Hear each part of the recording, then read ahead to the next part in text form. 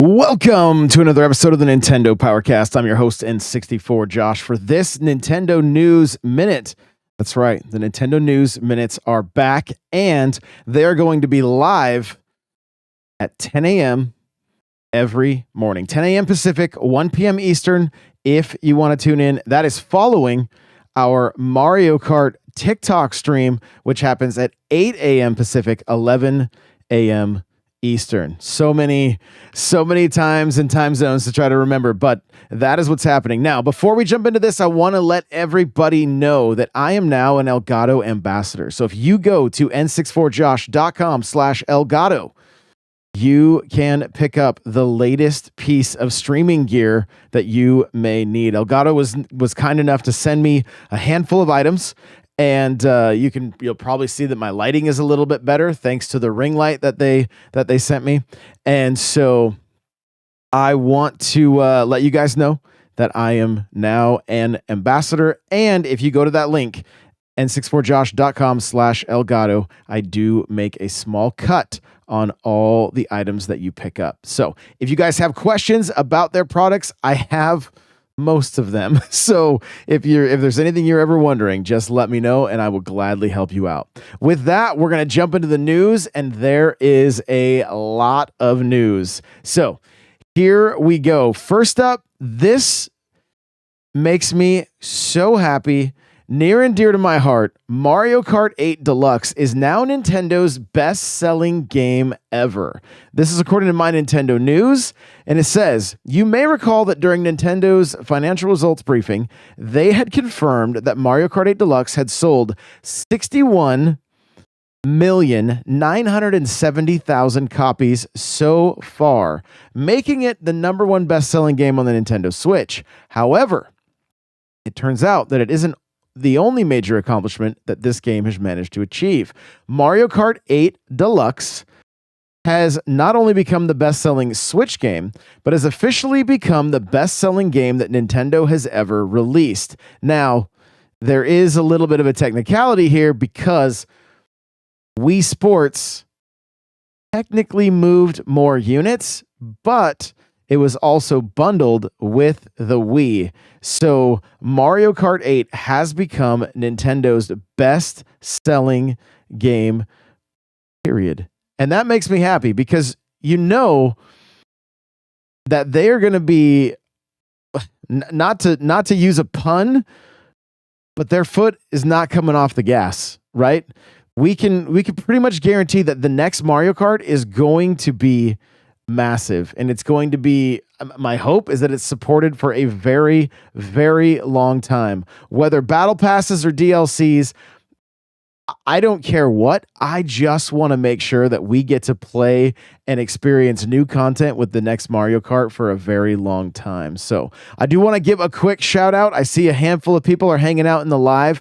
Jenna is here over on Twitch. Guys, I'm live on Twitch and YouTube, so you can come hang out on either platform if you like when I do these things. Again, 10 a.m. Pacific, 1 p.m. Eastern.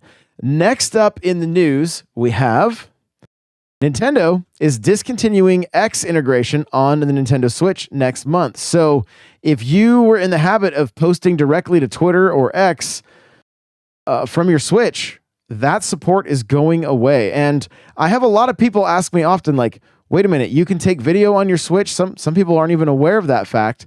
And then they also want to know, then how do I get the video off? Well, the easy way, that's not super easy, is you just send it right to your smartphone. It's kind of a pain. It's honestly easier to send it to Twitter and then screen record, but this integration is going away. And we can only assume that it's so that they can get the next system going. But when Elon bought Twitter, there were a lot of things that happened, and you know, I assume Nintendo's been doing things correctly with them, but apparently, like, I don't know the full all of the details, but I think Microsoft and Sony were doing something that like essentially they weren't paying for the ability to do that, I guess, is kind of what I gathered. And so I believe I don't think you've been able to use or post 2X from either of those consoles for quite some time. I could be mistaken, and that might have been cleared up. But at one point, there was some stories going on about that. So, going to be losing this support. If it's something you use on the regular, you're going to have to send everything to your phone and then upload that way, which, 30-second clips. The most annoying thing is that, like, you've got to scan it, then you got to hit the link, then you got to scan the next one and then hit that link, and then that takes you to a website, and then you can download that way. But if you're doing it from mobile, at least on the iPhone, you're saying download, then you've got to go to the downloads, then from the downloads you got to move it to your camera roll. It's just kind of it takes longer than I prefer. I can tell you that much. It's much easier, guys, to use a capture card. And there's another plug for Elgato there. So it does make it way easier though. Next up in the news here, this got me pretty excited. I'm not gonna lie. This reminds me of being a kid. This is a complete nostalgia pull for Nintendo, and that is the Nintendo World Championships NES edition is a game that is coming to Nintendo Switch. So there was a leak from Puro that just was a picture of the Nintendo World Championship cart. Everybody was digging into this thing like, oh, there's 4 SKUs for the Switch, and no, literally the next day Nintendo tweeted, or I think, yeah, they tweeted. I ended up seeing the business email just a few minutes before they tweeted, showing Nintendo World Championships NES edition. And so let's jump into what the article says here. So Nintendo has confirmed Nintendo World Championships NES edition for the Switch following a rating from the ESRB. Launching on July 18th, the game will include over 150 challenges across 3 NES titles, drawing inspiration from the original championship tournament back in 1990. You'll be tasked with completing challenges in the fastest time possible, such as rushing to grab the Super Mushroom in Super Mario Bros., or racing up platforms to reach a door in Metroid. You can use your Nintendo Switch Online NES controller if you've got them. That's going to be how I play with this. I can't wait, honestly. And local multiplayer is supported. Kind of a bummer there's not online here. That was the first thing Crawler mentioned. We'll dig into this more in the main show, of course. But while you can also compete in weekly global online leaderboards, just as if you were competing in a proper tournament, sort of. Heck, the trailer ends with a beautiful little cameo from the 1990 World Championships, Jeff Hansen, a gentleman we've written about before in quite some detail, who apparently provides the trailer's voiceover too. And I'm gonna move on over to the other article here just to touch on that briefly. And so it says, no, you're not suffering from deja vu. This article originally appeared in the site in June, and we're republishing as part of the Best 2018 series. So this is a much older article. What's really cool about this article is it shows, God, there's so many tangents I'm going to be going on right now, so just bear with me. But this shows Jeff. There's a picture that shows Jeff with his parents and the Mario from the 1990 World Championships. Now, this Mario is kind of special because it's a costume, right? There's somebody in this costume. It's a giant head. Like it's massive. Well, it was found in a storage unit, and the Art of Nintendo Power, which is like a traveling museum all about Nintendo Power, has this costume, and it's on display when they traveled. Myself and Nate and Crawler, and I can't remember who else was with us on that when we went and toured that, but you could actually they actually have this thing on display, and they had to do some serious work to it because apparently, like, it was all crushed. I think there had been a little bit of water damage and stuff, but they were able to basically restore it. You can't wear it any longer, but it is restored. So it's really cool to see all of these little tidbits of history. But getting into Jeff a little bit here, it says Nintendo, perhaps more so than any other video game company, knows the captivating power of rose-tinted nostalgia. Many of its key franchises were established in the 80s and 90s. In recent years, Nintendo has doubled down on its efforts to exploit our love for the past in its classic edition consoles. And at E3 2015, it resurrected another legendary part of its history in the Nintendo World Championships, which was super cool. I was in the early stages of the championships. Probably a lot of you guys were if you went to Best Buy in 2017 and you had to race Mario Kart on the DS. And if you had the best time, you were able to move forward in the competition.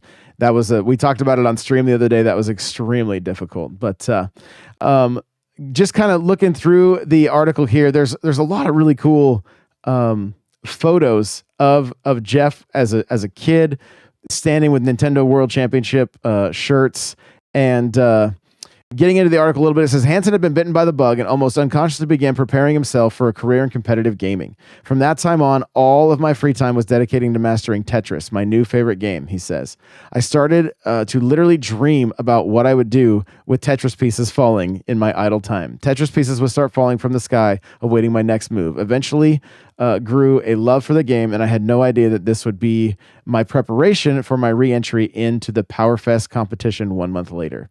The Salt Lake City event Hansen had attended was, in fact, one of the last PowerFest on the PowerFest tour, so opportunities to re-enter were limited. However, his parents clearly felt that he had what it took to win and booked him into the festivals and booked him into the final cities of the tour. I still, to this day, don't know how my parents knew that I had progressed enough in Tetris to buy plane tickets for my dad and me to fly out to Florida, he says. So just super cool. Apparently Jeff is doing some of the voiceover work for the ad, the YouTube video that you can see for the Nintendo World Championships NES edition.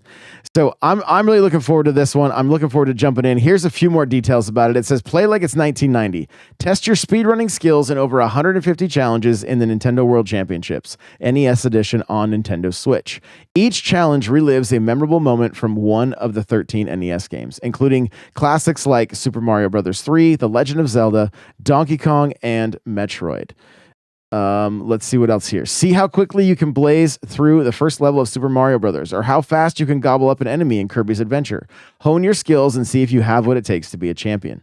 Take on the world online. Jump into World Championship mode and see how your best times match up against those of other players of varying skill levels. No need to master entire games. Anyone can become a Nintendo World Championship if they can conquer the bite-sized challenges. Record your best time in the 5 weekly challenges and see if you can emerge as the fastest player of the week. Challenge your friends on the couch. Gather up to 8 players in the local multiplayer party mode to take on challenges individually or in themed packs. An automatic rewind feature helps undo any mistakes, meaning even new players can become a champion. Of course, for the full authentic experience, you can play with the Nintendo Entertainment System controllers for the Nintendo Switch as well.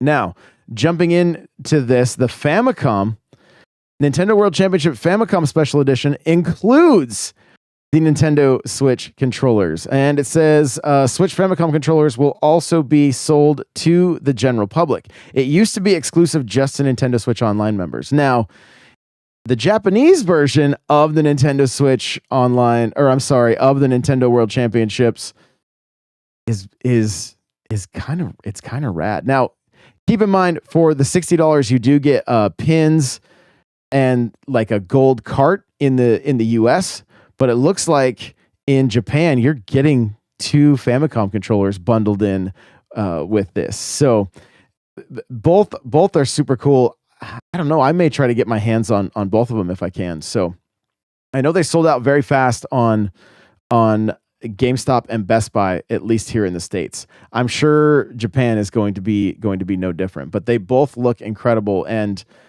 you know, again, such a nostalgia pull for Nintendo to do something like this, and they got me. I am a sucker when it comes to anything retro Nintendo. So Nintendo's profits during the Switch generation is absolutely wild. This is according to NintendoLife.com. It says it has apparently surpassed the combined profit of previous eras. The latest financial earnings release is now live, and in case you missed it, the Nintendo Switch has officially surpassed 140 million sales worldwide. The hybrid system has performed tremendously over the past 7 years and is now not far off of the lifetime sales of the Nintendo DS and the Sony PlayStation 2.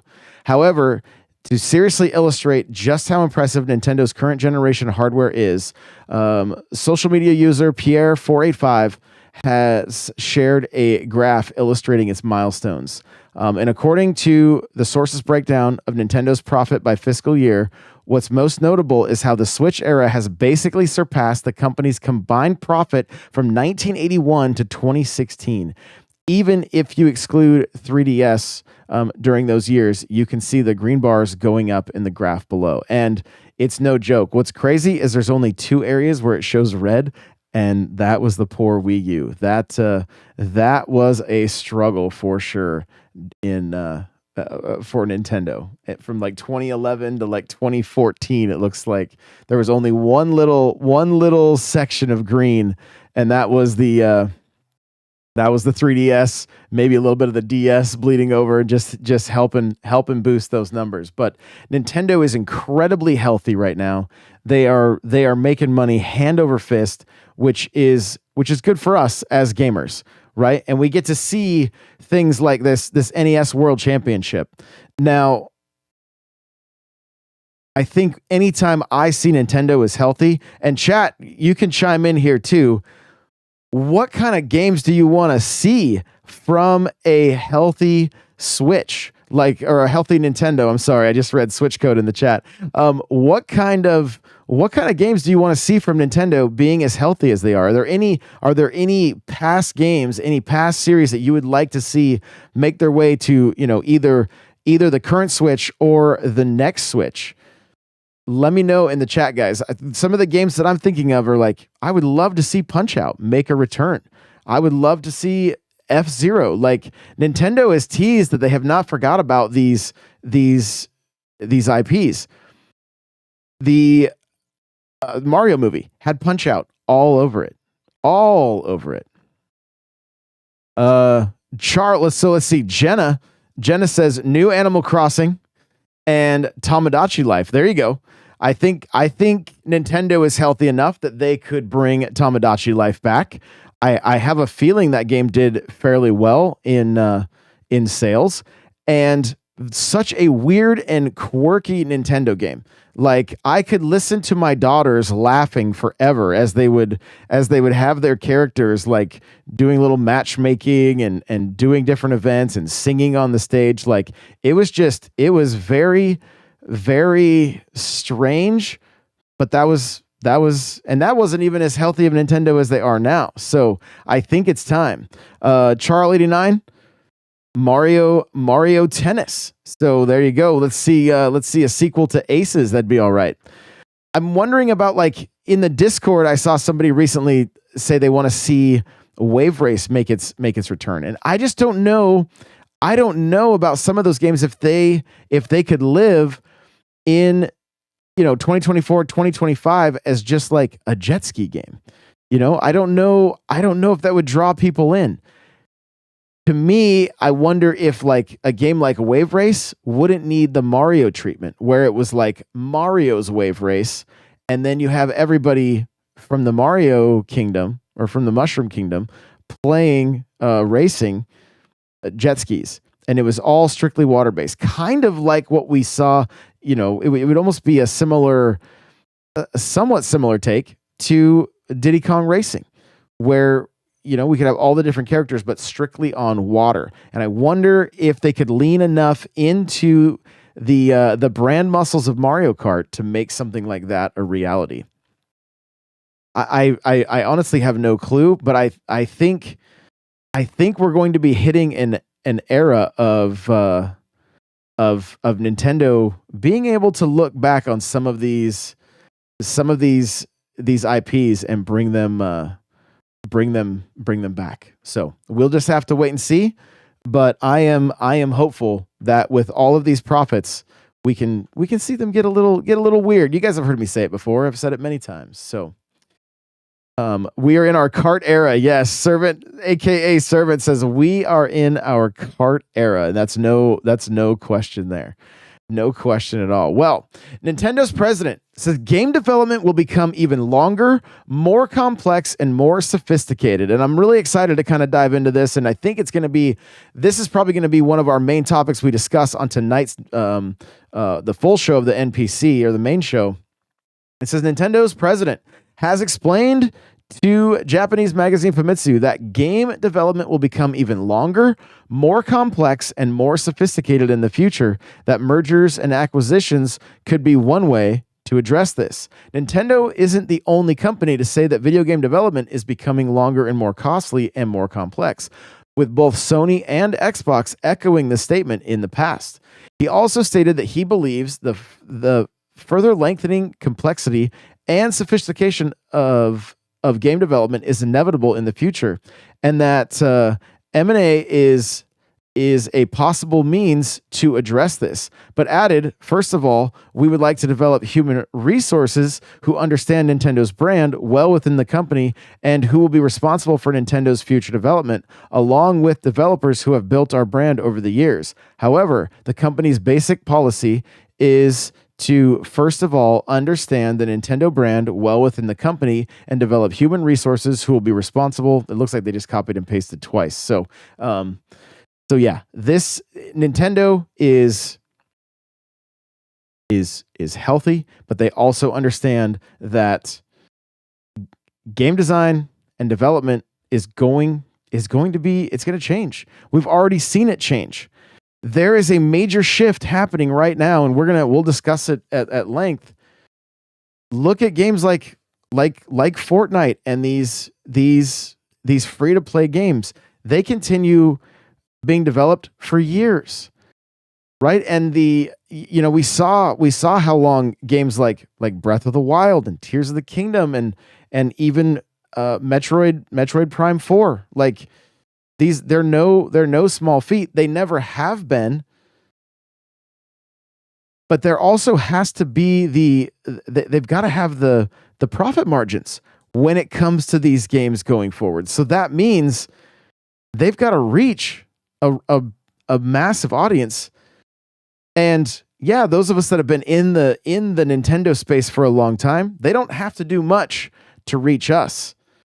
And even some of us with maybe younger kids, but we got to remember that generation after the Wii, and even some during the Wii, like they look back on the Wii fondly. I see it in TikTok all the time. They look back on the Wii as Nintendo's best system ever, and some of them don't even touch a Switch. Like there's not the nostalgia pull that you would assume there would be for maybe some of us that are older and that grew up, either from the NES or from the Super Nintendo or from the 64. Like, I feel like it's a different type of nostalgia almost. So Servant says we need more GameCube games. You're not wrong. You're not wrong. I see Double Dash brought up often in the Mario Kart streams. So the GameCube games that have come out on Switch have been fantastic. They've been great. And so I hope we see more of those for sure. Lastly, we're getting into the Switch 2 rumors a bit, because of course we can't have a Nintendo show without some kind of rumors. But this is actually there's more speculation here than anything else. It's not really a rumor. Nintendo says the next console is a Switch Next model. So I love that My Nintendo News used Stealth's tweet here, and it says, Furukawa told investors today that the Switch Next model is the appropriate way to describe the Switch's successor. And it isn't going to be a radical departure, not surprising based on everything we've heard. So let's see. Servant says we don't see any NES, SNES, or N64 controllers being used on Smash or Mario Kart. Hey, that you're not wrong. You're not wrong. And Nate says Switch Tuniverse. Oh my goodness. Oh my goodness. We can't go any kind of a stream without a pun from Nate. But you guys, I don't know. This sentiment may not be what everybody wants to hear. But my gut feeling. Let's talk about this a little bit. Will the next Switch model be part of the Switch family? Will we see Nintendo move away from developing for one system and go back to developing for two? Or is the tech going to be enough that you can deal with, like lower frame rates, lower resolution if you play on your original Switch? But if you essentially go to the Switch 2, or maybe it's like I don't think it's going to be a pro model, but I wouldn't be surprised, especially with everything, like looking at their profits, looking at how well things are selling, if we don't see a Switch family of games. Nate is saying, I hear back compat is a thing, so that is good. Yes, that seems to be the word on the street. And Silver says, would it be a larger Switch Lite? From my understanding, it's even a larger screen. It's still going to dock and all that stuff. And so I don't think we're going to see just handheld, but it should be, like basically what we're used to now. So let's see what Servant says here. It says no. Switch 2 and Switch Lite 2 will be the model moving forward. Profit margins from Team Symmetry for one focus is too beneficial. So that, I mean, it's basically just the conversation, right? Of just like wondering how they do this. Do I want them to keep the old Switches going? Not in particular, because we don't want to be held back by old tech, right? But we're also not everybody. That's the thing. There are people coming into my streams right now asking me, should I buy a Switch? And I say yes. You've got such an incredible library of games that they should absolutely pick one up now. Servant says, why have two teams making Mario handheld and Mario console games when one team can do them both? And I think we're more in agreement there. Like I don't think we're gonna see like the mainline Mario game be like, a Switch version and a Switch 2 version necessarily, because of the extra work that would be involved in that. But I do wonder about them like still supporting the original with the graphics just not being what they were and the frame rate not being what they were. Because I mean, if you think about games like Odyssey, Mario Kart, Luigi's Mansion 3, like, yeah, we can start adding things like ray tracing and those all the bells and whistles. But I mean, we're all watching Smash gameplay right now. Like these graphics they're pretty amazing, honestly. And so I think first party stuff, Nintendo understands and has their formula down so well that it may not be as much of a disappointment, because we're not the consumer that's out there looking for the bleeding edge tech that like the Xbox Series X and the PlayStation 5 should have been. So taking a few more chats here. It says, I agree. The Switch is bonkers. If anyone ever asked me the same question, I would also recommend getting a Switch. Yeah, absolutely. Absolutely. Nate says, if it's back compat, does Nintendo not go full throttle with launch? That would be horrible. Again, I'm like, it's just for the sake of conversation. They just announced they have 140 million out in the wild. do they really walk away? Like, think about how long the PlayStation 2 was supported because of how many consoles were out there. I think that's one of the metrics that we can kind of look at when it comes to what are they going to do? Like, will they support the original Switch as long as Sony supported the PS2? And even as long as they supported the Wii. If you guys think back, like look at the Just Dance games. They were still being released on the Wii. I want to say they were probably still released on the Wii even into the Switch's life cycle. I could be wrong, but there's a very real possibility. The last PS2 game released when the Wii U was in the wild. Yeah. So that's what I mean. Like, I don't know that we're going to see like a lot of promotion, but I have a feeling for the first couple of years, it's going to be the Switch family of games, right? The Switch family of systems. And again, I think because we've already dealt with such an underpowered console for so long, I don't think that we're going to be, it's not going to, like, if you're sitting in this chat right now, you're probably a hardcore Nintendo fan and you're going to buy the next system no matter what. But if you think about the average consumer that just plays Switch, like, periodically in the evenings, and it's not like a main pastime for them, like they may not be pulling the trigger, but if Nintendo can continue to sell software, there's still major profits there. Software has become like, we know their software sales were just insane over this generation, and so I'm curious how they're going to do it. Like, and I mean, they've got a history, of knowing like this, especially with a popular system like this, it's got to be backwards compatible, right? I mean, you can look all the way back at the history of the NES to the Super Nintendo. It's crazy. There were parents that were fuming. I guarantee you there were people that bought Super Nintendo games thinking they were going to work in their NES, and they did not.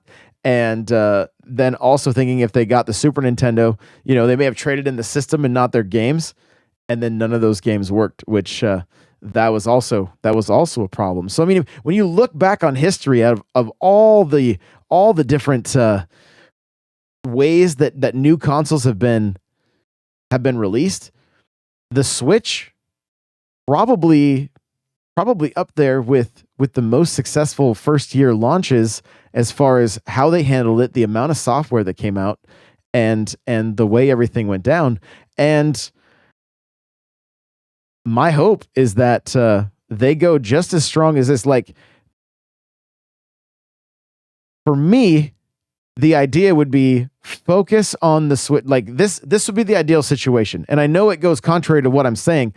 I'm only saying these things are as a possibility, not that I necessarily think they're happening, because we don't know how they're going to handle this next release. My hope is this, and I think you guys will probably agree with me.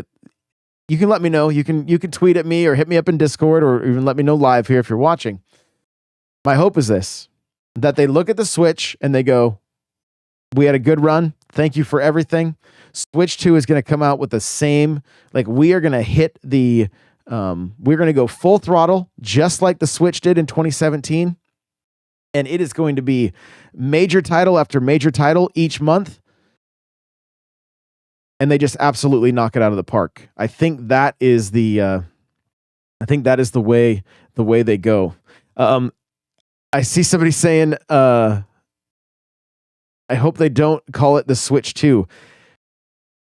My opinion on that is that is the absolute best thing that they could do, because they do not want any confusion in marketing that this is a add-on or something that could be confused as an original Switch and have people not purchase it. So to me, Switch 2 is the absolute best way of letting people do it, of letting people know this is not the same console. I think there may be better names out there, but I think, especially some of the conversations we've had in Discord, I think that is the route that they would go, unless they unless they go with like, I don't think they could just say this to Switch Pro. You know, it has to be Switch 2 or something completely different. Yeah, it needs to tell people that this is, they run the risk, right? Because they're already saying Switch in the name, we're assuming. And then then the Switch U comes out and it's like, oh my goodness. So Silvergun says maybe the next Smash game, Mario Kart, maybe the next big Zelda title. Well, we're due for Mario, a 3D Mario. My gut feeling, I would not be surprised if we saw deluxe versions of Breath of the Wild and Tears of the Kingdom. Maybe it's like a 2-pack or something, and it has like, better graphics, longer draw distance, maybe the ray tracing, that kind of stuff. I don't know how much they do, but I wouldn't be surprised to see something like that just to double dip. Switchity Ditchity Doodah. No, that cannot be the name. Switch Ultra. Yeah, Super Switch. Again, and a lot of those titles, those of us that are in the thick of it, we know, like, yo, this is the new console. But the average consumer, it's got to be very abundantly clear to them. I see Nightcrawler is here with the yo. What's up, baby? What is up? JC also says, can also Nintendo, can we please have drift-proof controllers? Yeah, that I'm thinking going forward, they've got to address that because we know that was an issue for them with this last generation. So, well, guys, that is going to do it for this episode of the Nintendo News Minute. If you're here with me live, stay tuned because we're going to be going live again in about 15 minutes for the Player's Pulse. And that is a show that is all about your hot takes. So if you have some hot takes when it comes to Nintendo, there's I have a handful that I'm going to pull from the Discord, as well as from anybody that's here with me live. So thank you guys so much for tuning in, and we will see you in the next episode of the Nintendo Powercast News Minute. Bye, everybody.